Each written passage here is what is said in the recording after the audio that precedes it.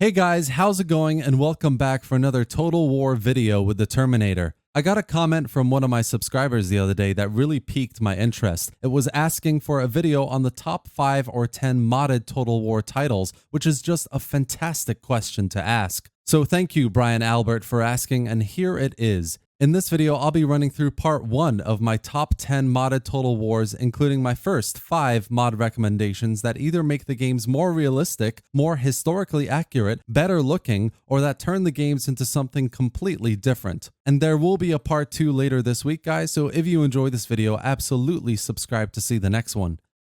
Third Age Total War is a total conversion mod for Medieval 2 Total War that overhauls the game into a Lord of the Rings Total War. Together with the submod Divide and Conquer, it's one of the best and most popular Total War mods of all time, and there's good reason for it. I mean, beyond being a mod, Third Age with DAC has to be one of the best Lord of the Rings games ever made, and that's saying a lot. It comes with an extensive map of Middle-earth with locations specific to the lore, 26 factions to play with, a fantastic variety of units, playstyles, gameplay mechanics, unique events, and more. It's just a ridiculously well-made mod that if you are a Lord of the Rings fan, you have to try. Just have to try. While Third Age on its own is a great experience, DAC is essentially an official patch for the mod that expands every aspect in various ways. Better economy and recruitment systems, more units and playable minor factions, all with a highly passionate dev team who continue to release new updates that surprise and delight its players.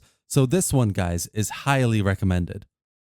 Vanilla Rome 2 might have been one of the worst launch Total Wars ever, but it seeded the creation of one of the best mods of all time. Divide et Impera, instead of being a total conversion, is a total overhaul mod which fixes Rome 2 in every way possible and adds some much needed depth and detail to the game. Just to name a few, DEI adds thousands of new and reskinned units, dozens of new factions, a fleshed out population and supply system, loads of bug fixes and rebalancing, graphical enhancements, and much, much more. The end product is a more historically accurate Rome 2 that is more challenging and honestly propels the game so far ahead of vanilla you'll never go back. It's a wonderful mod, guys, that I can't recommend enough, and I've made lots of videos on it as well. So if you're going to go try it out, definitely check out my beginner's guide and submod guides videos as well, just to give you a bit more flavor in your gameplay and make the most of your playthrough. Most of the mods in this list are for the historical Total Wars, but I would be remiss if I didn't have at least one section to cover a few mods for the Warhammer games as well. Now I'm going to recommend 2 mods here for Warhammer 2 Total War specifically. If you want to play a mod for the first game though, I recommend Radius, as it's super well balanced, overhauls magic and economy systems, and generally makes factions more unique compared to vanilla. But to be honest, if you're going to play a Warhammer game, play Warhammer 2, for which, as I've said, I've got 2 recommendations here. Boys Will Be Boys is essentially a complete stat rework for Warhammer 2 to make it as close as possible to the tabletop equivalent. It's one of the most highly rated mods because it's a far more dynamic experience compared to vanilla, especially in battles where you really need to adapt your tactics and playstyles to what units you and your opponent have. 120 new unit abilities, reworked upkeep systems, and future plans to change up the recruitment system and legendary lords as well make this a must-try, especially if you're a tabletop player. The most popular mod, though, is Steel Faith Overhaul. Like DEI for Rome 2, SFO overhauls every aspect of the game to make Warhammer 2 have more unique and varied factions and units, more technologies, more heroes, more gameplay mechanics. Everything in Warhammer 2 is overhauled with this mod, and it's honestly massive. It's also continually being developed and comes with loads of different types of submods as well, so if you're going to give it a try, peruse around for what's available to give you the best experience possible. I've tried it and loved it, so I highly recommend it.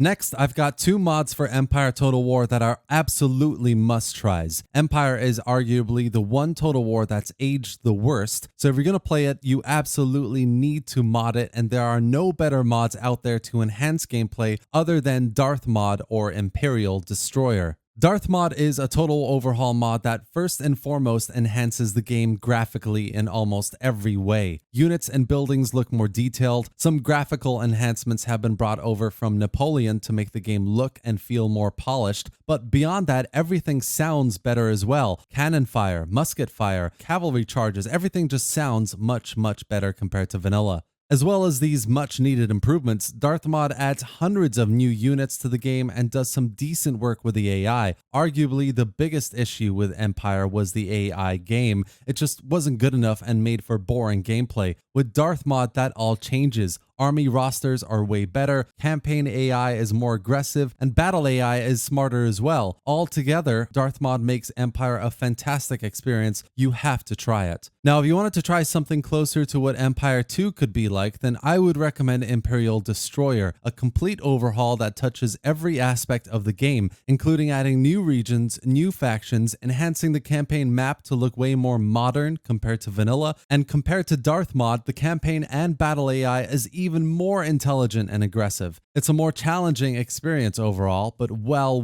worth it. I'm not going to tell you to try this one over that. I recommend both of these mods, guys, as they are unique in their own subtle ways. Try them both and take your pick. Finally, if you've ever thought about a Total War that converged all Total Wars into one, where you could fight vampires with Roman legions or reptiles with gunpowder, then this is the mod for you. Set in a completely fantasy universe with a totally new campaign map of different continents and various different and weird factions, this mod is a perfect amalgamation of different types of Total War into one. The most interesting and best thing about Thera is how unique it is compared to anything else in Total War and how well it achieves this quality. Coupled with a fantastic campaign and battle AI, it makes for a must-try mod that I just have to recommend here. Every faction has its own backstory and lore that you can read as you play through the campaign, and almost every faction represents a culture from Earth, ranging from the tribesmen of the Gaelic kingdoms fighting for independence from Arthurian Kingdom Avalon, to the legions of the Romuli Empire trying to bring the Uruk Dominion and the Hespeos city-states back under its control. It's an immense mod that continues to surprise and impress me with its variety and scale, so I highly recommend it, especially if you're looking for something different and fresh in the series. And that's it for today, guys. These are my first 5 recommendations for modded Total War, ranging from Medieval 2 to the modern Warhammers. There are so many mods out there to choose from, so believe me, I know this is just scratching the surface, and part 2 will come out later this week. But until then, let me know what you think of these in the comment section below, and tell me your recommendations as well. I hope you enjoyed the video, guys, and if you did, give it a like and drop any thoughts or questions in the comment section below. Subscribe for more Total War content, gameplay, and news, and especially if you'd like to see part 2 of my mod recommendations. And thanks for watching, guys. I'll see you next time.